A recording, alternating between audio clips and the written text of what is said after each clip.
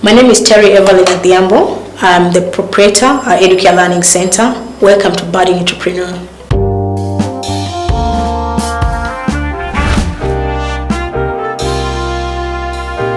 Welcome to the show. You are the proprietor of Educare. But before we get to that, would you just give us a brief profile of yourself? So, as I just mentioned, I'm Terry Evelyn Adhiambo. Yes. Basically, I'm born and raised in the coastal region. Yes. So, at the age of 19, Terry, I founded an NGO called Mombasa Beach Girls because of the passion I have for children. And so the objective of Mombasa Beach Girls was to rescue children who had been sexually exploited along the coastal region. And so I ran this project for a period of 2 years.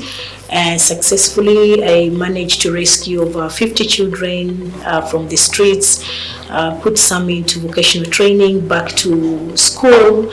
I worked with the Ministry of Education, I worked with the Children's Department, I worked with several companies to make sure, these children were actually going to be successful, in the in the line where everyone had chosen to follow at the time. So basically, Terry, then I managed to win a scholarship to study abroad, diploma in leadership in Canada at the Cody Institute. And so this opened an opportunity for me to gain formal education. While I was there, I also was still running Mombasa Beach Girls actually from an arm, abroad. And so when I came back, the pressure was too much. So I had to release some of the responsibilities to somebody else, and then I moved to the UK to study my degree, and this was in child and adolescent studies, so specialist course where I did social issues and the law affecting children. I also studied most psychology and behavior pattern for children. And successfully, when I finished that, I dropped in my heart, my passion came back for children, and I already started planning and designing just a kindergarten that I will set up and start in Kenya. But at the back of my mind, I realized I also needed some management skills. So I went back to study an MBA, Master's in Business Administration. I specialize in strategic management, strategic leadership, the KUTV Christchurch University. So I did that full time for 2 years. And then I decided now, 2016, to go back to Kenya, I then started my PhD, which is summer on hold. I do research, I love children. So I still research on children, street children, I still do a lot of behavior, research on children. And currently I am looking at, shifted my goalposts, so I'm doing research on literacy levels in children in Kenya. Yeah, so here I am today. I'm passionate about education, about children. And so I founded Educare Learning Center in 2017. It didn't start, it was just a little paperwork involved. I ran away a little bit, went back abroad. I thought Kenya is not for me, but then I came back December again, 2017. I did a big launch to start open days, and I recruited successfully. So 2018 January officially Educare started. Yes, so that is just about me. Educare starting, you've said your journey to deal with young people, to deal with children, dates back when you were in Mombasa.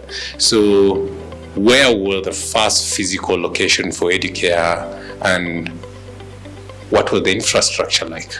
Educare in 2017, I was in a location called Savannah, in a very small court in an estate. In my play area was parking space, just one car. Yes, that was my location. Infrastructure in the house was very spacious, very large, as you can see, compared, same to this. Well designed, decorated, library, put up computer rooms and everything. But the challenge was the space, where would the children play.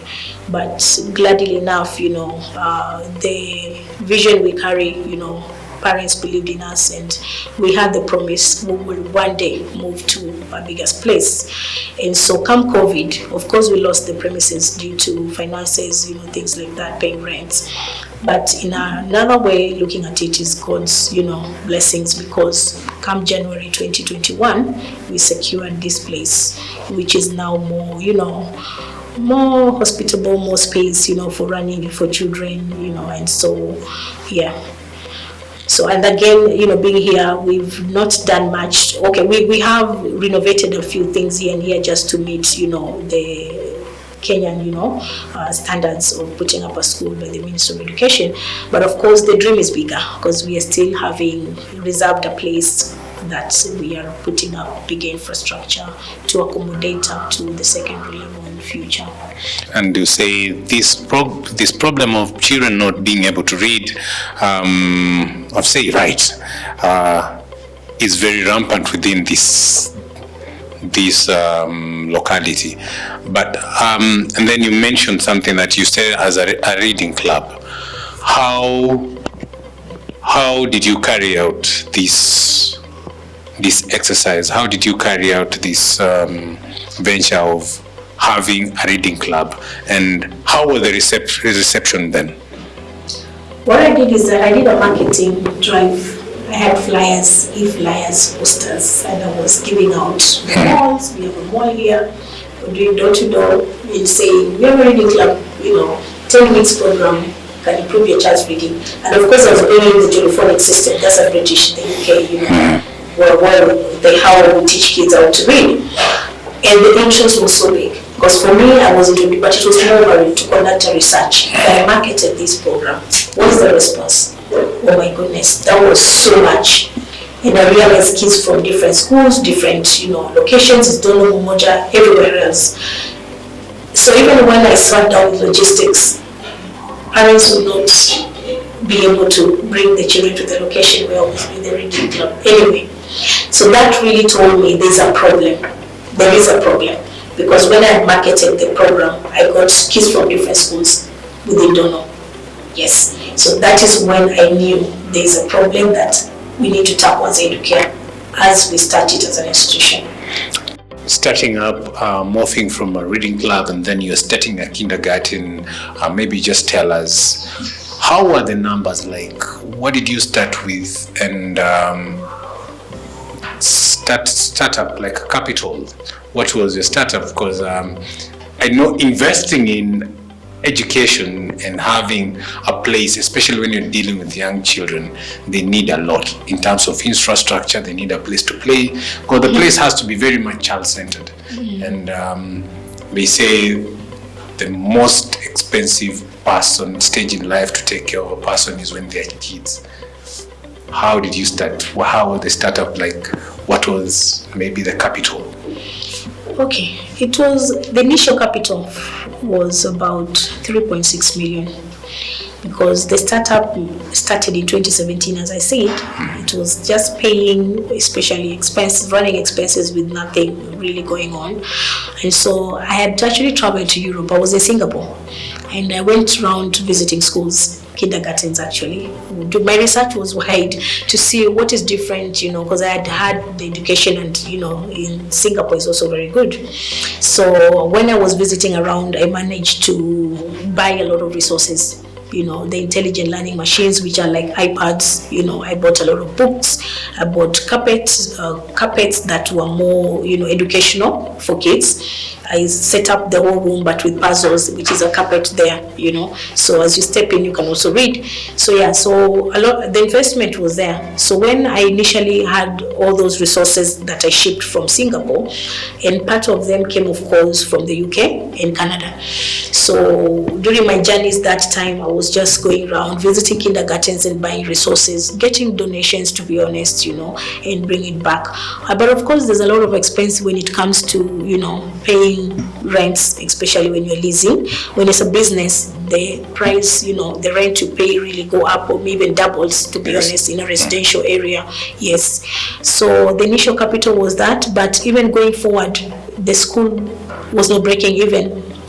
so it was still like out of pocket, as I mentioned, as to say, I also do fundraising, so sometimes it took like my personal consultancy, then pump the money back into the business.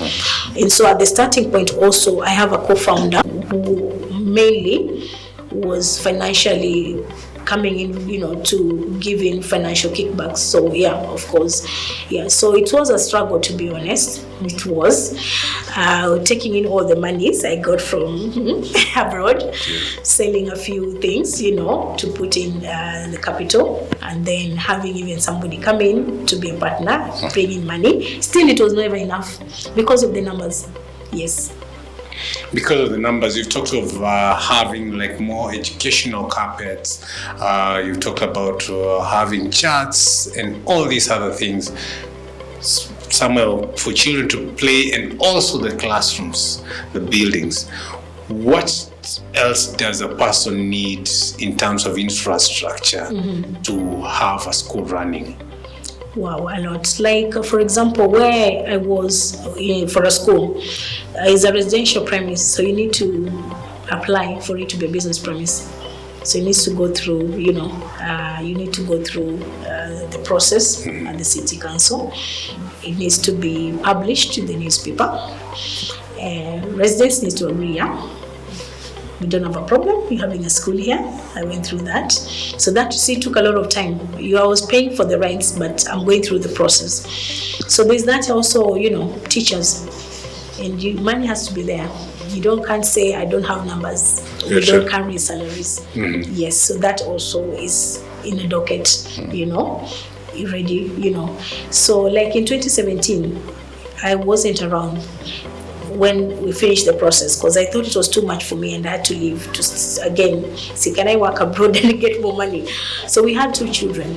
One was paying, one was purely on sponsorship, because it was more of a pilot then. I called it a pilot project because I wasn't ready to go public and say it's educare. Yeah, but it's there, it was there. So during this time, it was a lot of 2 teachers on board in the building, housekeeper, of course, all on salaries every month, paying bills, paying rent, taking nothing home. Yes.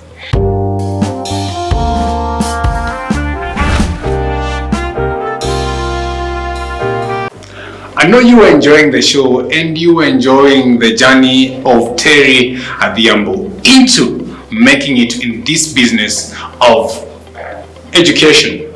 Now, we are taking a short break here on The Budding Entrepreneur. When we come back, we'll just get to know more about this business. Is it profitable? And what are the challenges encompassed therein? Don't you go away.